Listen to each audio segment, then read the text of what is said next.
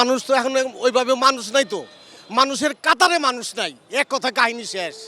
আপনি আমি সে আমরা বাংলাদেশে যারা আছি মানুষের কাতারে গুটি কয়েক লোক আছে। তা কাতার না থাকলে কি হয়, তো এটা তো বুঝেন আপনি, না বুঝতে পারেন নাই? এটা মাথায় এখন ঢুকবো না।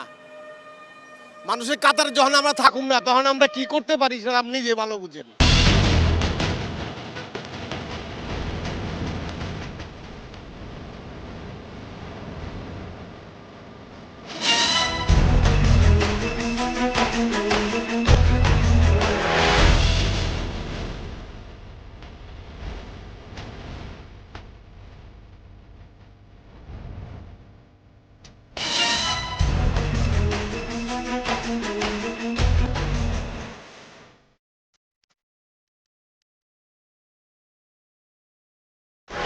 দর্শক শুভেচ্ছা, একুশে টেলিভিশনের নিয়মিত আয়োজন জনতার কথা অনুষ্ঠানে আপনাদের স্বাগত জানাচ্ছি। আমি আসিফ সুমিত। আপনারা জানেন সমসাময়িক ইস্যুতে সাধারণ মানুষের মতামত তুলে ধরতে একুশে টেলিভিশনের এই আয়োজন। আমাদের প্রত্যাশা দেশের শক্তিশালী গণতন্ত্র, আমরা চাই সরকারকে সহায়তা করতে। দর্শক, নওগাঁতে একই পরিবারের 4 জনকে হত্যা করা হয়েছে, টেকনাফে পাওয়া গেছে 3 জনের মরদেহ এবং রাজধানীতে প্রতিদিনই ছিনতাইয়ের খবর আসছে গণমাধ্যমের। মূলত এমন পরিস্থিতিতে রাজধানীবাসী সড়কে চলাচল করতে কতটা নিরাপদ বোধ করেন জেনে নেব তাদের কাছ থেকেই।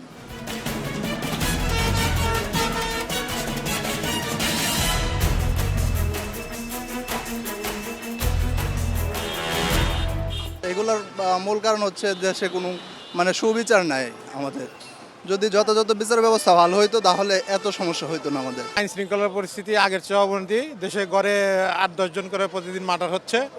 এগুলির কোনো নির্দিষ্ট কোনো প্রতিকার নাই। এখন পরিস্থিতি এলোমেলো অবস্থা চলতেছে, আমরা একটু ভয়ের মধ্যে আছি।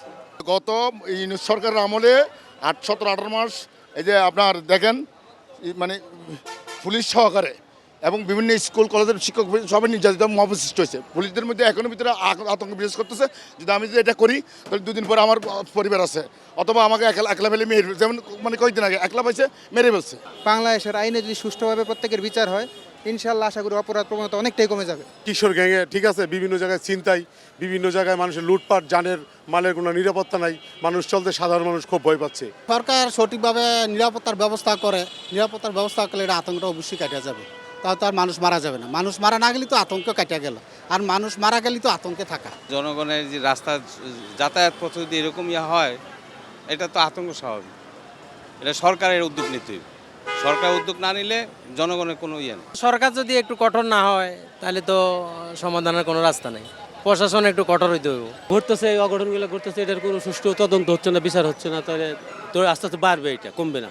সমাধান পুলিশ প্রশাসন বা আমাদের সরকারের উচিত এটার একটু টেক কেয়ার নেওয়ার। মানুষ তো এখন ওইভাবে মানুষ নাই, তো মানুষের কাতারে মানুষ নাই, এক কথা কাহিনী শেষ।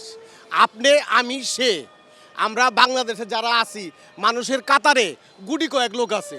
তা কাতার না থাকলে কি হয়, তো এটা তো বুঝেন আপনি, না বুঝতে পারেন নাই? এটা মাথায় এখন ঢুকবো না। মানুষের কাতারে যখন আমরা থাকুম না, তখন আমরা কি করতে পারি সেটা আপনি যে ভালো বুঝেন। বেশিরভাগই আতঙ্কটা মনে হয় যারা নেশাগ্রস্ত, যারা করে তাদের উপরে বেশি, তাদেরকে আমাদের ভয় লাগে বেশি।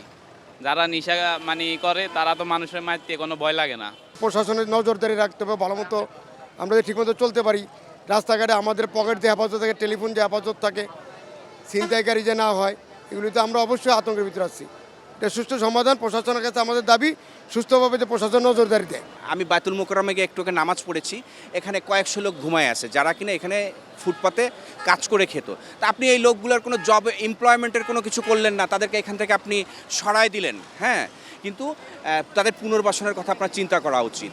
আর সব কিছু নিয়ে গভর্নমেন্টের ব্যবসা করা উচিত না যে আমরা তাদেরকে লাইসেন্স দিব। আরে ভাইয়া, আপনি কি লাইসেন্স দিবেন? আপনার লাইসেন্স কে দিয়েছে আপনাকে? আপনি তো যেভাবে নির্বাচিত হয়েছেন, হ্যাঁ, আপনি তো জুলাই সনদের তো আপনি পক্ষে নাই, তাহলে তো আপনি যে সিদ্ধান্তগুলো নিচ্ছেন এটাকে আমরা কি সমর্থন করি? অবশ্যই না। কেউ কারো কথা শুনতেছে না, কেউ কাউকে মানতেছে না, ইজ্জত চলে গেছে দেশের। শুধু আতঙ্কই কাজ করে না, এটা তো আমাদের পরিবেশের উপর এবং আমাদের সামাজিকের উপর অনেক ইফেক্ট হচ্ছে। এটা অনেক ধন্যবাদ আপনাকে। দর্শক, আপনারা শুনছিলেন সাধারণ মানুষের প্রতিক্রিয়া। সাধারণ মানুষ, কিন্তু তাদের ভাবনাগুলো অসাধারণ, তাদের চিন্তা অনেক সূক্ষ্ম ও গভীর। দর্শক, জনতার কথা দেখতে প্রতি শনি, রবি, মঙ্গল এবং বুধবার চোখ রাখুন একুশে টেলিভিশনে। সঙ্গে থাকবো আমি আসিফ সুমিত।